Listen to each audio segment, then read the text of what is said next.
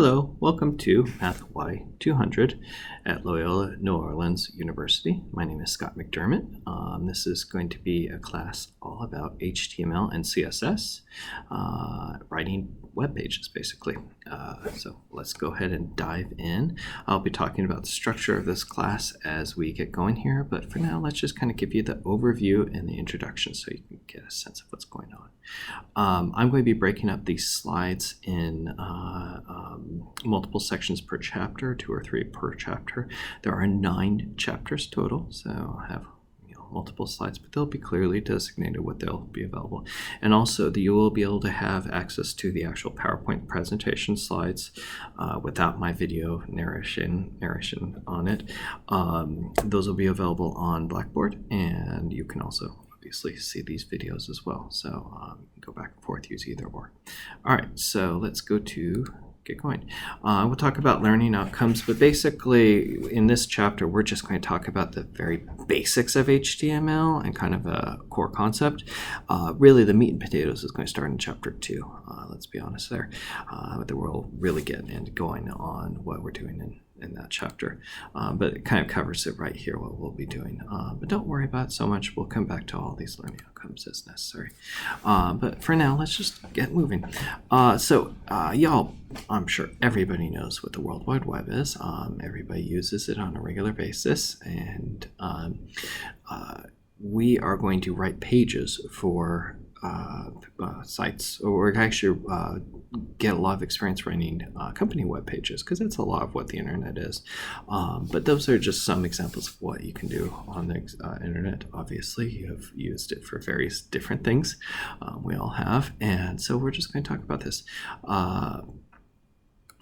Let's just move on. So what is HTML? HTML is, as it says, markup symbols. Functionally, it's a language. It's short for Hypertext Markup Language. Now, we'll get into what hypertext means as we move on through the chapters, but calling it a language might be a little bit of a stretch, but they use that term, so we're going to go with it. It's really just a way of specifying formatting and structure to a text document, otherwise simple text document. And there are certain standards that have been set up through the World Wide Web Consortium, or W3.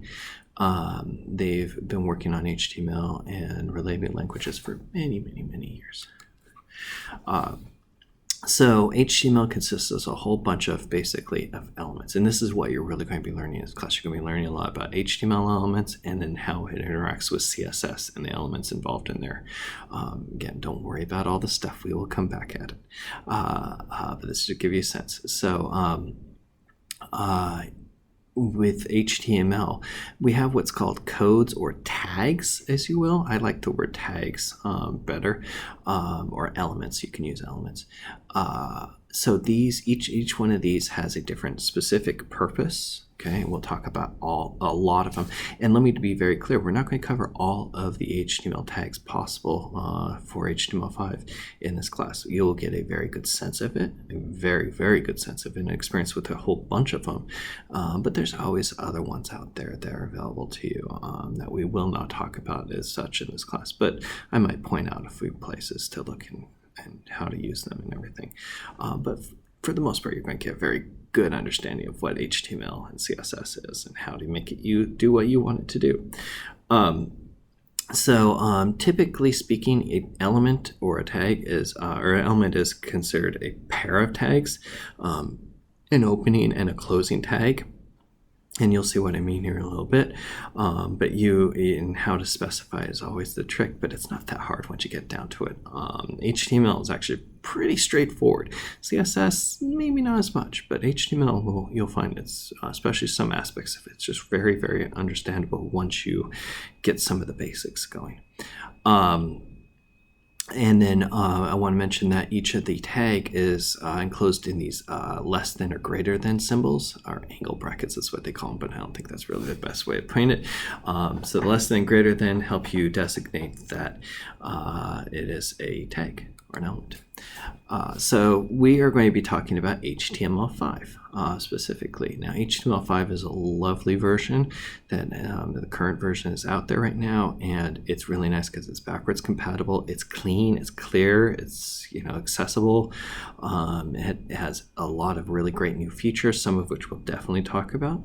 But it is just a clean, very, very good standard that has been developed, and it's going to be around for quite some time, I think. I mean, HTML6 probably won't be able to enhance too much off of HTML5 because it's pretty good. Within HTML5, there's a designation of DTD, or document type definition, and you don't have to know too much about this, but we'll definitely have it in every single one of our pages, so you definitely should be aware of what it is. Basically, an HTML file is really an XML file, which is an XHTML file. It's all confusing. Don't worry about it. We'll talk about this as we go. But the DTD helps you specify that the page that the browser is loading, that you're writing, and that the browser is going to interpret, that it interprets it as HTML. So that's all that DTD does.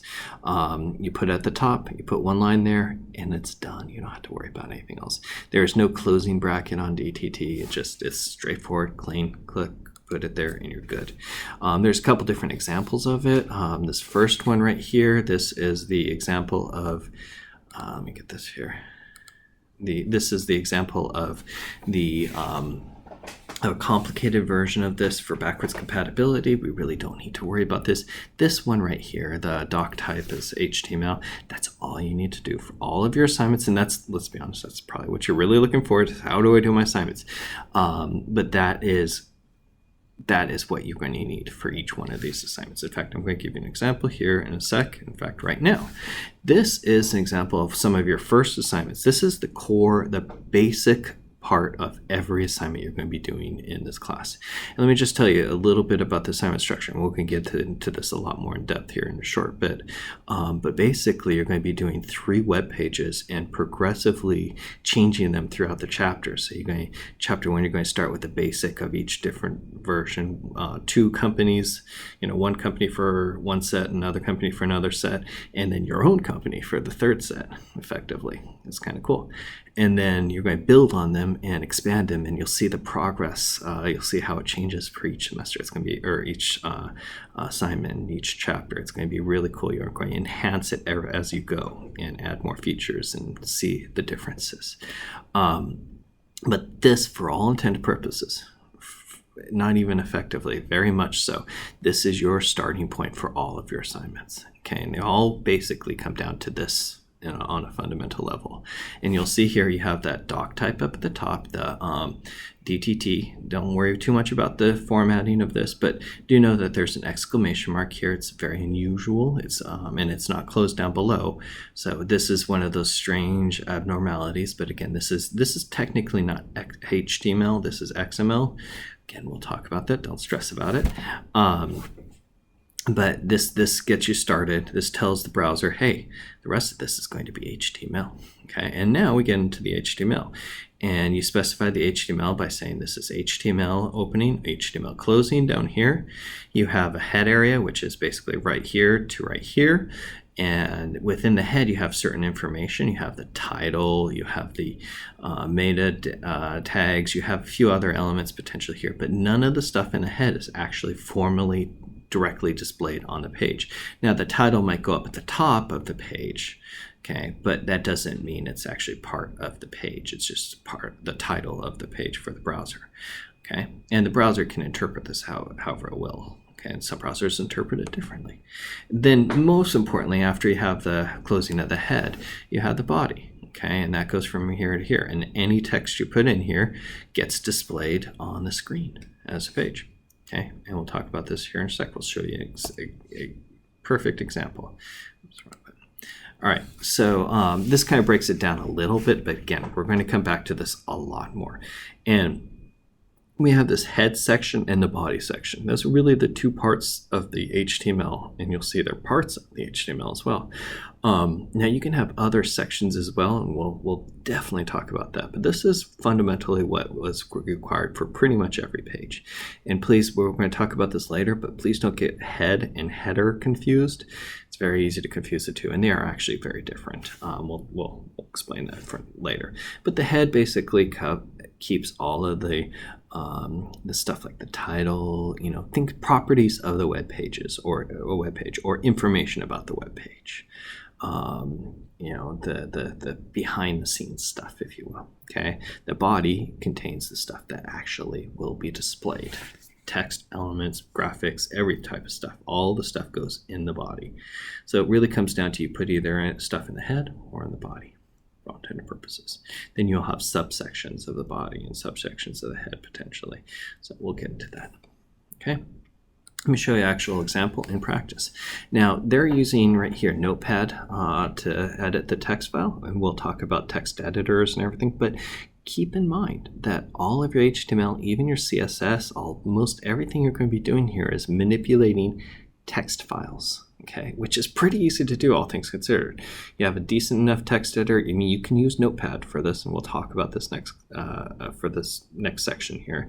But you can use any text editor, edit it, and you can either open that file on your computer locally or upload it to a server and click on a link to get to it, and you can look at it from there. Either way, your browser is going to interpret that text file. It sees all of these HTML tags and it figures out how to do it, how to display it, what do you want. And again, since it is interpreting it, these can look differently on different pages, okay, and probably will. Different browsers, I mean. Google Chrome looks somewhat different than Internet Explorer. So, and Safari looks completely different frequently. So you have to keep that in mind, and we'll adjust that as we go through the semester. But basically, you have your text file right here. It's saved somewhere, say on this computer under C users, Dr. Morris, whatever, blah, blah, blah. And then you have the actual result of the text file, or the page here. So you'll notice that the title right here, my first HTML5 web page, it goes up here. In this case, that's how Internet Explorer interprets it. And the body, whatever we've typed in here, in this case, it's just hello world, it gets displayed down there, okay? And again, it'll look different on different browsers, but a simple example like this will probably look very similar on most all browsers. But we're not going to leave it that simple. We're going to get really more complicated and have more fun. All right, so we're going to take a little bit of a break, and we'll come back with the next portion of the lecture about the assignments and the structure of this class. All right, see you in a sec.